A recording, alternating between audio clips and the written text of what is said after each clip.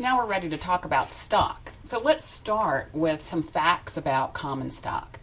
So these are the features, the conceptual part, before we get into the valuation. So owning a share of stock represents ownership in the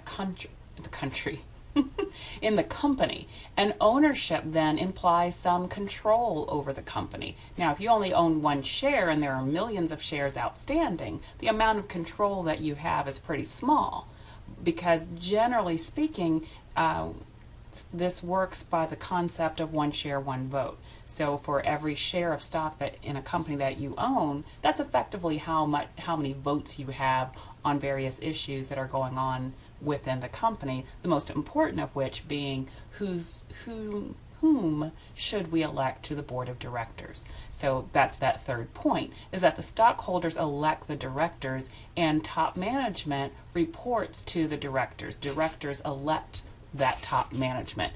And management's goal, so we're just working kind of down the chain, management's goal is to maximize the stock price, which then in turn maximizes shareholders' wealth. So now let's move on and talk about the intrinsic value of a stock. What outside investors and analysts and all the folks who are following a stock will often do is try to estimate what a stock's true or intrinsic value is. And they'll use all different approaches. And so we're just going to go over a few of the most popular approaches that analysts will use.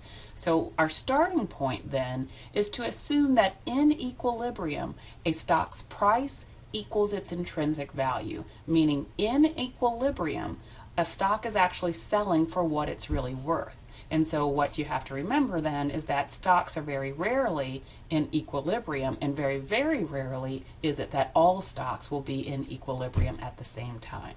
And so the reason why we try to estimate intrinsic or that true value is so that we can compare it to the actual selling price and figure out if we should be buying or if we should be selling that stock. Because stock that has a selling price that's above its true value are undervalued. No. Stocks with a true selling price, what did I say, that are above, or stocks with an actual selling price that is above its intrinsic value, so they're selling for more that they're worth, are overvalued. The market has placed too high a value on them. But now the reverse, if they're selling below their intrinsic value, that could be a bargain. So we consider those undervalued. And so there are a lot of investors that will look for undervalued stocks. And so what drives this notion of intrinsic value?